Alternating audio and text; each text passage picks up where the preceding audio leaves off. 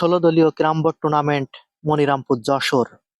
আমরা যে সময় ছোটবেলায় ক্যারাম বোর্ড খেলতাম তখন কিন্তু মুরব্বীরা বলতো ঝড়ে কলা গাছ ভাঙে এবং ফকিরের কেরামতি বাড়ে। এই কথাটা কিন্তু এখন আর ক্যারাম বোর্ড খেলায় পাওয়া যায় না। রিজাউল ভাই এক ঝড়ে ৭ গুটি খেলার চেষ্টা। দেখেন তাহলে খেলাটি পারবে কি রিজাউল ভাই ৭ গুটি খেলে ফিনিশ দিতে? সুন্দর করে কিন্তু একটি ব্যাচ খেলে দিলেন। এবার কিন্তু টানাগুড়ি খেলার চেষ্টা। Wow, what a shot! সুন্দর একটি শট দিলেন। আবারও ব্যাচ খেলার চেষ্টা। এবার কিন্তু